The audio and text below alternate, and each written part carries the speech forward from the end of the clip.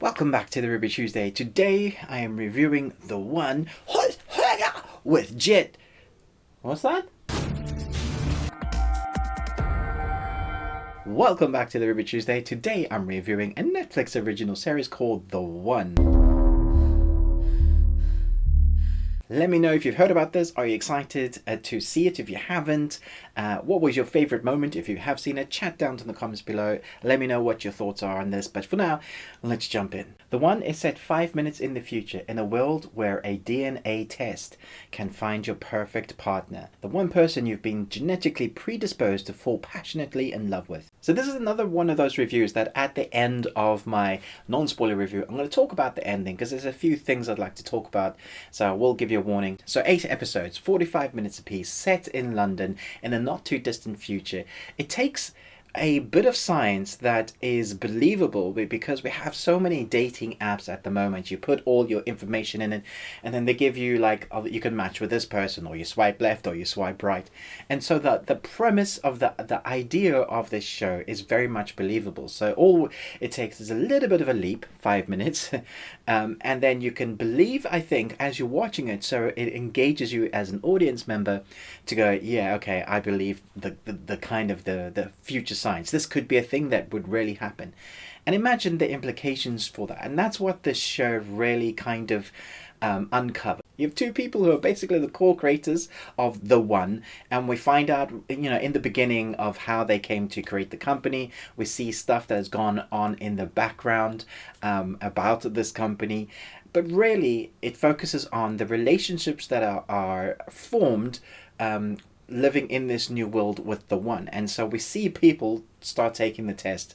We see society, millions of people start taking this test, and it starts really having a monumental impact on society through divorce rates, through people splitting up, through fights.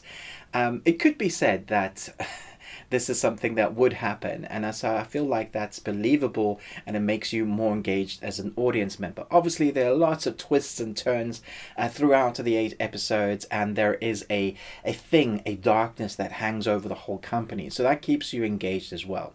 It's obviously very British. It's all London, British actors for the most part, and I think they all do a really good job. I feel like the intensity is there, although it does play off a little bit like a soap drama at times, or one of those dramas that you do get on TV, which it is on TV, but you know what I mean, those kind of soap serials that we'd get, and for that reason I think we might get a second season, although it does feel like it's very well contained as a story for the most part. That's like my catchphrase now. For the most part, apart from Live Long and Tuesday. The story, when it's developing backgrounds and characters, for me that's when it gets really interesting. When it starts fleshing out those side characters, not just your main protagonist. When you start seeing what makes cops tick. So the way it delves, it twists and turns, but those stories are starting to mix, crisscrossing multiple angles. So we have a cop who is also wanting to find true love, but she's investigating the lead of the one who owns the company, and finding out that she's not quite right and there's something dodgy about her. Something has happened in the past, and for the most part you can guess what that was, because we have flashbacks, we have moments, the recollections of that character feeling guilty or the other person involved. You have the way it's edited. By the time you hit midway point, you pretty much have guessed what has happened. But let me just say this: if you haven't seen it and you're like, well, what's the point of it if I can guess all the suspense parts? There are moments in this series where you're like, oh, I really hope they're not going to do that, and then they do that, as in you're rooting for the character to survive, or you're rooting for the person not to go and mess up their relationship, or you're hoping it's not as dark as you think it is. It has a few of those moments which are good, and also when you think you've figured it out completely, you haven't, and I think that's really good. That's keeping your audience engaged. That's making you follow along, and then you're like, oh, I figured it out because I'm smart, right?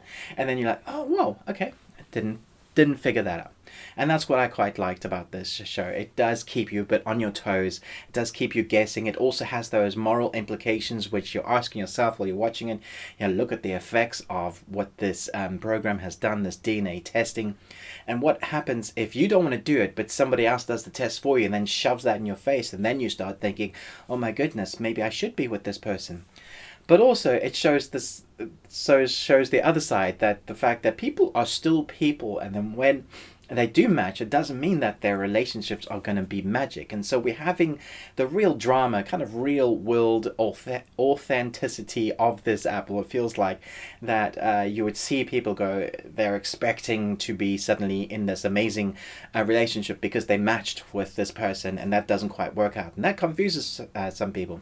And then you have someone that's in love with someone else, but that is not their match, and they're confused. And then you have someone that is totally besotted with the person that they've been matched with, and vice versa. And so it really messes with your mind in that way, because you're thinking the whole time, well, what are the moral implications? Why do some people engage that way so easily with their match and others not?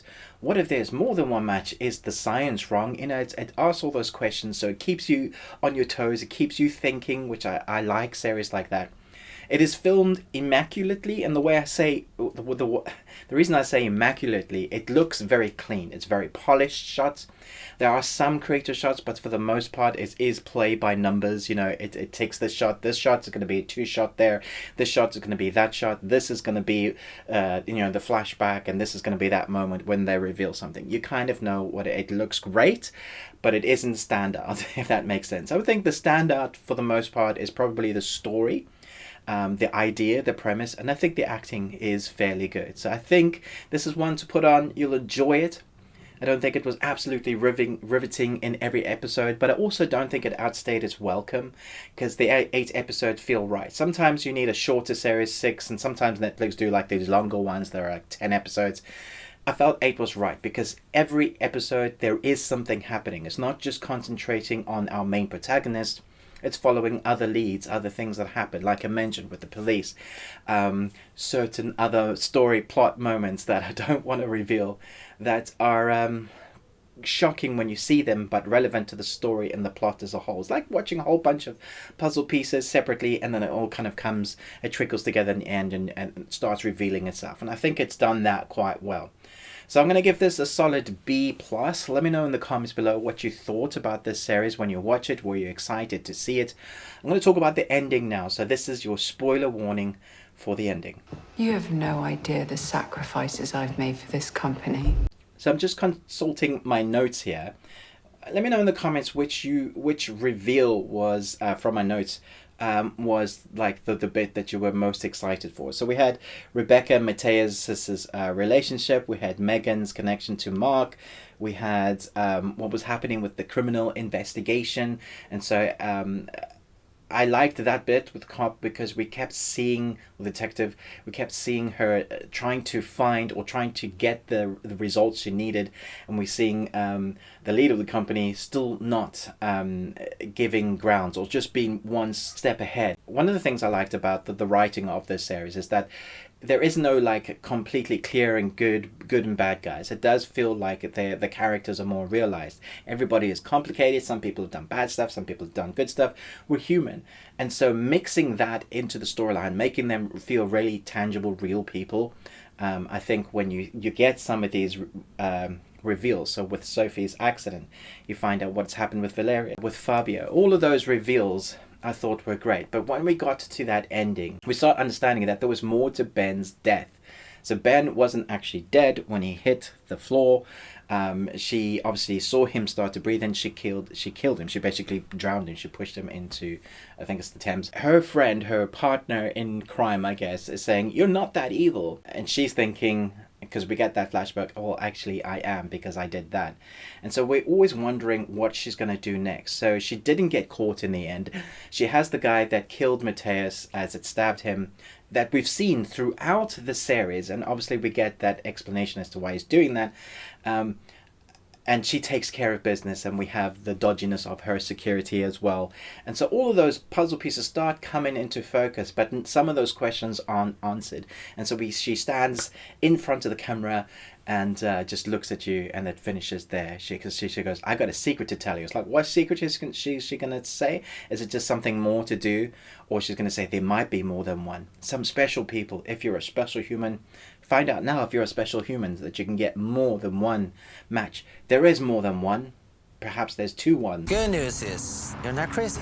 If we do get a second season, I do wonder where it's going to go. They could just leave it at that, but they could also find space for a second season. Let me know if you want a second season, what answers to questions that you not have answered that you want answered. I also have other Netflix reviews like this. It's a fairly new one, and other films reviews over here, so I hope you enjoy looking at those.